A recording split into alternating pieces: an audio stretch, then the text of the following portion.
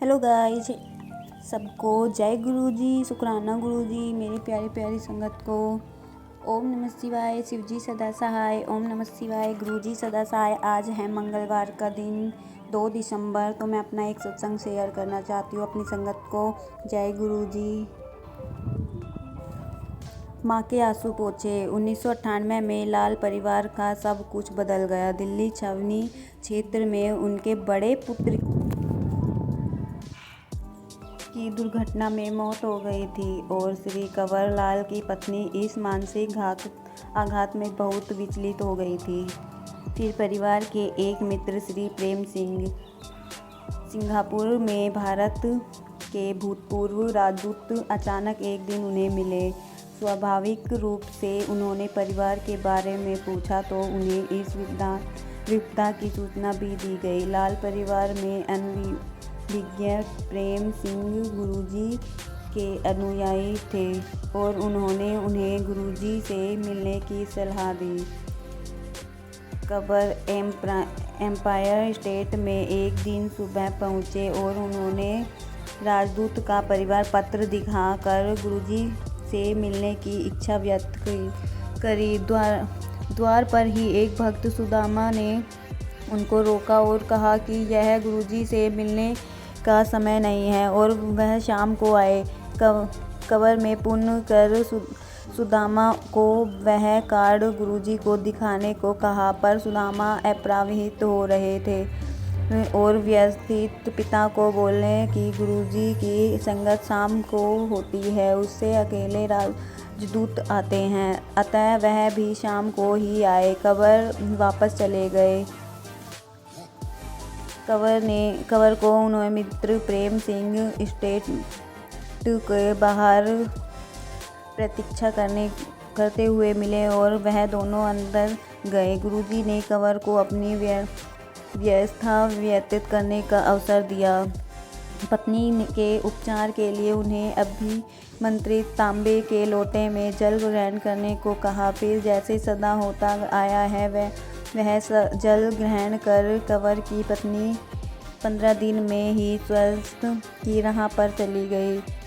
उन्होंने रोना बंद कर दिया। निम्न रक्तचाप सामान्य हो गया और उन्हें स्वास्थ्य प्राप्ति होने लगी। मई 2000 में परिवार ने गुरुजी के पास आना आरंभ कर दिया।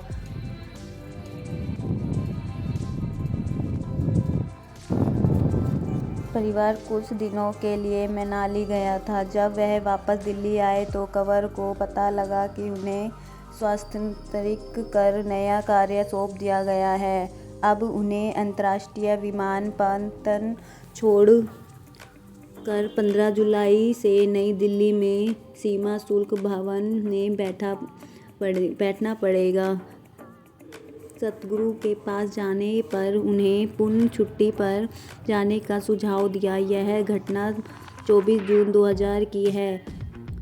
उस समय तब कंवर ने मन में गुरुजी के लिए पूरी विश्वास जागृत नहीं हुआ था, ऐसा वह अब कहते हैं। उन्हें अवहेलना करते हुए कंवर गृह कार्यालय जाना आरंभ कर दिया। उसी प्राप्त सीमा शुल्क विभाग में 48 अधिकारियों के विरुद्ध कार्यवाही आरंभ कर दी गई। कंवर भी उसमें से एक थे। यही उन्होंने गुरुजी का कहा माना होता तो उनका नाम ही नहीं आता। कंवर ने यह समस्या पूर्ण गुरुजी को समक्ष व्यक्त करी तो सर्वज्ञता ने उन्हें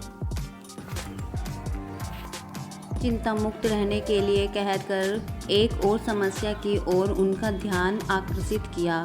उनकी बेटी का विवाह कंवर को संतोष तो नहीं हुआ, पर तथ्यों में स्पष्ट होता है कि उनकी चिंता निराधार थी। 48 नामांकित अधिकारियों में से 33 के विरुद्ध कार्यवाही हुई। सूची क्रम में कंवर और उनके नीचे के समस्त अधिकारियों का नाम नहीं लिया गया। तत्पश्चात उन 33 अधिकारियों पर अभियोग करते समय भी कंवर का नाम नहीं था। विवाह के लिए गुरुजी मध्यस्थ बने। गुरुजी के कहने पर कंवर ने अपनी बेटी के लिए वर ढूंढना आरंभ कर दिया। भारतीय तेल निगम के एक यांत्रिक इस संबंध के लिए उचित लगे थे और परंपराओं के अनुसार अपने माता पिता के साथ उन्होंने यहाँ आ रहे थे। उन अति महत्वपूर्ण भेंट से पूर्व गुरुजी ने कंवर को बुलाकर वर के पिता को सफ़ेद रसगुल्ला खिलाने को कहा।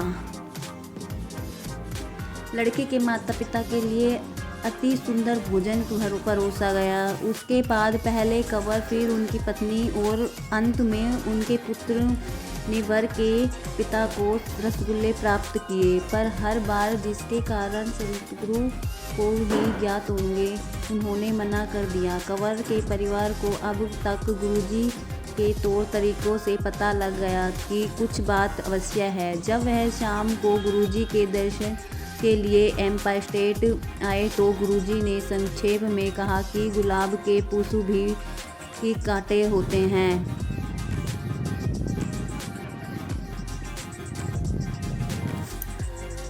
परिवार समझ गया कि वह लड़का उचित नहीं है और उस ओर से भी मनाहित आ गया। कुछ समय बाद एक और सुयोग्य लगता हुआ वर मिला। दिल्ली में कार्यरत एक न्यायिक मजिस्ट्रेट वह घर पर कंवर की बेटी से आकर मिला और वहां से जाने के बाद कंवर को फ़ोन पर कहा कि उसे यह संबंध स्वीकार है। साथ ही उसने अपने माता पिता की स्वीकृति भी लेने को कहा। लाल परिवार उसके माता पिता को मिलने उसके मूल स्थान पर गए, पर उससे कोई उत्तर नहीं आया। एक दिन गुरुजी के कंवर को फ़ोन किया और अचानक ही पूछा कि दिल्ली में सबसे अच्छी चाट कहाँ मिलती है। कंवर ने उत्तर दिया कि उसकी जानकारी से उसे सबसे अच्छी चाट शाहजहां मार्ग पर संघ लोक सेवा आयोग के भवन के कोने पर मिलती है। गुरुजी ने उन्हें वहां शाम को 6:30 बजे पहुंचने के लिए कहा। 6:30 बजे गुरुजी वहां कुछ अनुयायियों के साथ पहुंच गए। चाट के आने पर गुरुजी ने एक प्लेट कंवर को देते हुए बेटी का विवाह निश्चित होने पर बधाई दी। उचित अनुयायियों ने भी ऐसा ही किया। कंवर को समझ नहीं आ रहा था कि क्या हो रहा है, क्योंकि केवल उन्हें पता था कि लड़के वालों ने पिछले 2 माह से कोई उत्तर नहीं आया था, किंतु शीघ्र ही वह समाचार भी आ गया। सदा ही भांति गुरुजी के शब्द सत्य सिद्ध हुए। दामाद पर उपकार। कंवर के दामाद विभागीय परीक्षाओं में एक को छोड़कर सब विषयों में उत्तीर्ण हो गए थे। यह उन्हें विचित्र लगा था कि कंवर ने इसका उल्लेख गुरुजी से किया। सतगुरु ने उत्तर दिया कि उसे तो पूर्ण उत्तीर्ण हो जाना चाहिए था और हो जाएगा।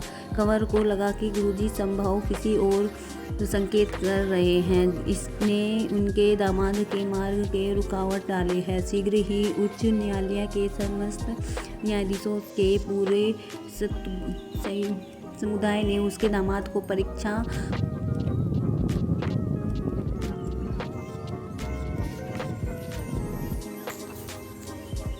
समालोचन करी। उनकी कार्यशैली और वार्षिक गोपनीय रिपोर्ट के आधार पर उनके पक्ष में निर्णय लिया और उत्तीर्ण घोषित कर दिया। पुत्र रक्षा। कंवर ने पुत्र रोहित को गुड़गांव से बाहर सोहन पलवल मार्ग पर स्थित एमपीजे यात्री महाविद्यालय में प्रवेश मिलने के बाद वहां के छात्रावास में स्थान नहीं मिला रहा था। अपने एक पुत्र को दुर्घटना में खोने के बाद कंवर उसे प्रतिदिन 65 किलोमीटर दूर की यात्रा कराने में हिचकिचा रहे थे, पर गुरुजी ने आश्वासन दिया कि जैसे नियमित थे। एक दिन जिस गाड़ी में वह यात्रा कर रहा था, एक ट्रक से दुर्घटना हो गई। वाहन चालक एक आंख खो बैठा और अन्य सब यात्री भी घायल हुए, पर रोहित और जैसे गुरुजी की इच्छा थी, एक खरोच भी नहीं आई। कंवर जब उस शाम को संगत में पहुँचे तो गुरुजी ने कहा कि उन्होंने उनके पुत्र को बचा लिया था। गुरुजी ने की कृपा उसके बाद भी उस पर बनी रही। वह अपने पाठ्यक्रम के तृतीय वर्ष में प्रवेश नहीं पा रहा था क्योंकि उसके प्रथम वर्ष में प्रथम शास्त्र का एक विशेष सेक्स था। जब गुरुजी को इस बारे में पता लगा कि उन्होंने कहा कि उसे प्रवेश मिल गया है, फिर जैसे विधाता की इच्छा थी कि एमपीजे ने अपने नियम बदल लिए। अब यदि विद्यार्थी 20 से 18 विषयों में उत्तीर्ण हो तो वह तृतीय वर्ष में प्रवेश कर सकते हैं। यहाँ प्रकाश रोहित तृतीय वर्ष में प्रवेश कर सका। यह वास्तव में गुरु की कृपा थी, क्योंकि अगले वर्ष एमपीजे ने पुराना नियम घोषित कर दिया। स्पष्ट है कि नियमों को संत गुरु की अभिलाषानुसार बतलाना पड़ा। शल्य क्रिया बिना उपचार।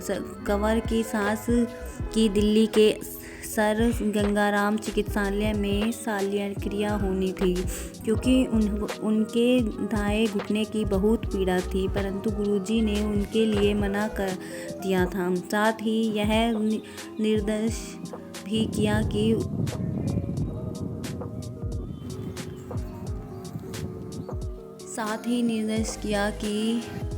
कि उनको चिकित्सालय के आसपास भी नहीं ले जाना चाहिए।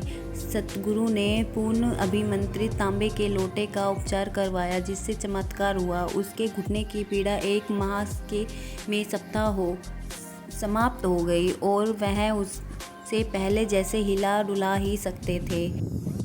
मेरी सारी संगत को जय गुरु जी। ओम नमः शिवाय। शिवजी सदा सहाय। ओम नमः शिवाय। गुरुजी सदा सहाय। ओम नमः शिवाय। शिवजी सदा सहाय। ओम नमः शिवाय। गुरुजी सदा सहाय। ओम नमः शिवाय। शिवजी सदा सहाय। ओम नमः शिवाय। गुरुजी सदा सहाय। शुक्राना गुरुजी, शुक्राना गुरुजी, शुक्राना गुरुजी। जय गुरुजी, जय गुरुजी, जय गुरुजी। मेरी प्यारी प्यारी संगत को जय गुरुजी।